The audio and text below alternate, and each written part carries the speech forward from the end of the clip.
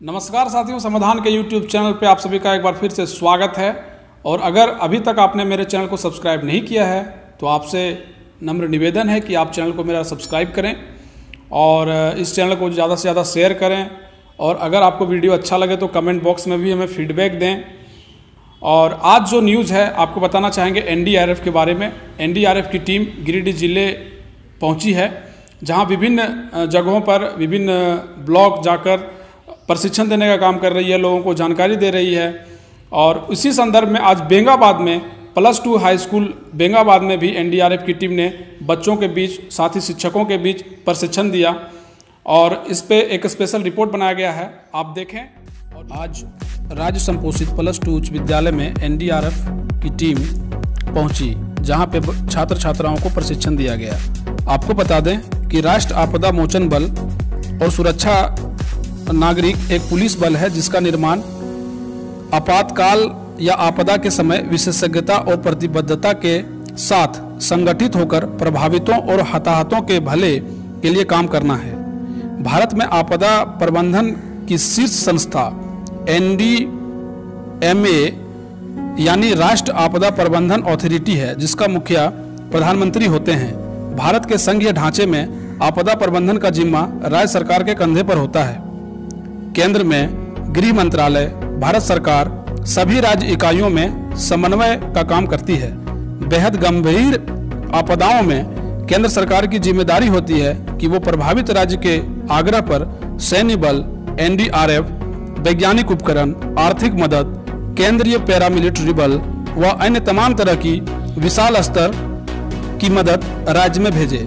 इसी कड़ी में आज राज्य संपोषित +2 उच्च विद्यालय बेंगाबाद में NDRF के इंस्पेक्टर वीरेंद्र कुमार राठौड़ के नेतृत्व में छात्र छात्राओं को बाढ़ से कैसे बचा जाए, हार्ट अटैक के समय किस तरह का बचाव किया जाए, साथ ही विभिन्न तरह की परिस्थितियों से कैसे बचा जाए उसकी जानकारी उदाहरण प्रस्तुत कर दिया गया। आपको बता दें कि NDRF की सराहना प्रधानमंत्री नरेंद्र मोदी ने भी बहुत बार किया है। नमस्कार साथियों, समाधान चैनल में एक बार फिर से आप सभी का स्वागत है। और आज हम लोगों के साथ NDRF के कुछ जवान हैं और आपको बता दें कि वीरेंद्र कुमार राठौड़ जी हम लोगों के साथ हैं और बेंगाबाद की धरती पे आए हुए हैं। और यहाँ पे जो +2 हाई स्कूल है वहाँ कुछ बच्चों को प्रशिक्षण दिया जा रहा है।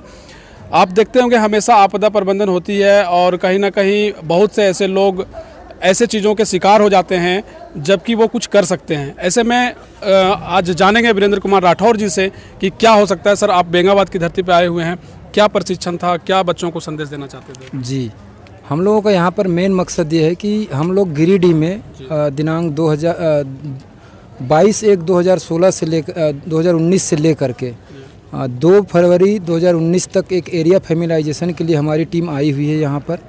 और इस दौरान हम लोग अलग अलग ब्लॉकों में जा कर के वहाँ की जो भौगोलिक परिस्थिति, वहाँ की जो डेमोग्राफिकल परिस्थितियाँ हैं, क्या वहाँ पर डिजास्टर वल्नरेबिलिटी है, प्रशासन की किस तरीके से तैयारियाँ हैं, क्या उनके पास रिसोर्सेज हैं उस पार्टिकुलरली डिजास्टर से लड़ने के लिए, उसका हम लोग मैपिंग करते हैं। साथ ही साथ जो हमारे को समय मिलता है तो कम्युनिटी में अवेयरनेस प्रोग्राम जैसे CAP जिसको हम लोग बोलते हैं, इसके अलावा स्कूल में जा करके हम लोग एक नेशनल स्कूल सेफ्टी प्रोग्राम भी चलाते हैं। जैसे आप यहाँ पर आज देख रहे हैं, यहाँ पर हम लोग +2 हाई स्कूल बेंगाबाद में आए हुए हैं और यहाँ पर अभी हम लोगों ने एक प्रोग्राम चलाया है जिसमें हमारा मेन फोकस था कि किसी भी प्रकार के आपदा आ जाने पर आप उस जगह पर हो और आपदा के शिकार हो तो किस तरीके से अपने आप को उस आपदा से बचा सकते हो, उस आपदा को कम कर सकते हो। मेन मकसद यही था।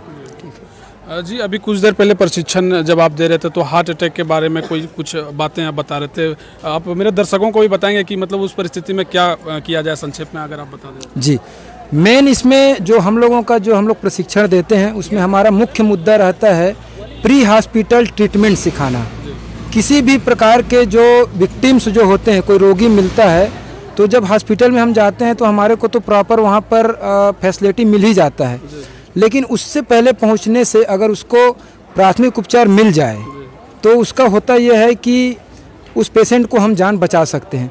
तो हमारा जो क्लास का यहाँ पर मेन फोकस था कि किसी भी प्रकार के, चाहे वो ब्लड अगर किसी का निकल रहा है तो किस तरीके से उसको हम लोग कंट्रोल करके हॉस्पिटल तक पहुँचा सकते हैं, उसकी कीमती जीवन को बचा सकते हैं। एक CPR का केस आजकल मतलब हार्ट अटैक का केस हो रहा है जिसमें लोगों को बहुत ज़्यादा शिकायत हो रही हैं, तो एक CPR का टेक्निक है जिसको हम लोग लोगों को बताते हैं, उसको डेमोस्ट्रेशन करके दिखाते हैं और बताते हैं कि आप इस प्रक्रिया को फॉलो करके आप उसके जीवन को बचाने की कड़ी में एक काम कर सकते हैं। जी, ये गिरिडीह जिले के अंतर्गत NDRF की टीम अभी कहाँ प्रशिक्षण देगी और अभी शुरुआत कहाँ से हुआ है? जी, जैसे कि मैंने बताया कि हम लोग यहाँ पर पूरा 15 दिन के लिए आए हुए हैं और ये प्रशिक्षण का जो शुरुआत हुआ है ये 22 तारीख से ही शुरू हो गया है। यहाँ पर वैसे 21 तारीख से था लेकिन 22 से शुरू हुआ है। कल हम लोग गिरिडीह हाई स्कूल में दिए थे हमारा प्रोग्राम और आज यहाँ बेंगाबाद में है। जैसे कल हम लोगों का गांडे में है प्रोग्राम और कल गांडे स्कूल में जा कर के हम लोग देंगे। इस तरीके से अलग अलग स्कूल में जा कर के 15 दिन तक ये प्रोग्राम चलता रहेगा। ठीक, बहुत बहुत धन्यवाद सर आपका। तो आप भी बने रहिए समाधान चैनल के साथ और अगर आपको ये वीडियो अच्छा लगे तो आप ज़रूर शेयर करें, लोगों को बताएं और NDRF को एक बार फिर से समाधान चैनल की ओर से बहुत बहुत ग्रैंड सैल्यूट। सर, आज के NDRF के प्रशिक्षण के बारे में बताएंगे, कैसा रहा, क्या बच्चों को संदेश मिला? सर, आज का प्रशिक्षण जो है भारत सरकार की ओर से एक बहुत बढ़िया शुरुआत है, जहाँ पे बच्चों को, शिक्षक को और समस्त विद्यालय परिवार को अलग अलग तरह के आपदा के बारे में बताया गया। आपदा के समय हमें क्या क्या बातें ख्याल में रखनी चाहिए ये बताया गया और सबसे अच्छी बात ये थी कि हर चीज़ प्रैक्टिकली बताया गया, करके दिखाया गया, जिसमें शिक्षक भी और बच्चे भी शामिल थे। सबसे अच्छी और बड़ी बात थी CPR के बारे में बताना, जहाँ पे अक्सर घरों में देखते हैं एक्सीडेंट के कारण या हार्ट अटैक के कारण लोग मूर्छित हो जाते हैं और उस समय हमारे पास 6 से 8 मिनट का समय होता है जहाँ लगभग मरे हुए इंसान को वापस जिंदा किया जा सकता है। और इस समय विदेशों का आंकड़ा है कि कोई भी एक्सीडेंट ऐसा होता है तो 80% लोगों को वहाँ पे बचा लिया जाता है, लेकिन भारत में टेक्नोलॉजी की कमी होने के कारण 80% अतिरिक्त लोग मर जाते हैं। लेकिन अगर हम CPR करने की ट्रेनिंग दे छोटे छोटे बच्चे को, स्कूल के बच्चों को, शिक्षक को, तो आते जाते किसी को भी हम बचाने की कोशिश कर सकते हैं। 100% तो सफलता नहीं मिलेगी, लेकिन 70 से 80% सफलता का उम्मीद बना रहेगा। ओके, थैंक यू जी। आज के प्रशिक्षण के बारे में बताएंगे मैडम, कैसा रहा NDRF का? आज जो प्रशिक्षण बच्चों को प्राप्त हुआ, बच्चों के लिए काफ़ी फायदेमंद रहा। जो बच्चे ये प्रारंभिक यानी कि बिगिनिंग पीरियड में क्या करना चाहिए और तुरंत हमें क्या सोच लेना चाहिए, ये बात उन्होंने सीखा, तो सोचने से बहुत सराहनीय रहा ये कार्यक्रम और ऐसा कार्यक्रम होना चाहिए बच्चों के सीख के लिए। बहुत ऐसे बच्चे हैं ग्रामीण इलाके में रहने वाले जिनको कि ये पता नहीं कि जैसे भूकंप आता है तो हमें क्या करना चाहिए, आग लगी तो हमें क्या करना चाहिए। तो जैसे ये जो टीम आई तो बच्चों के लिए बहुत फायदेमंद रहा।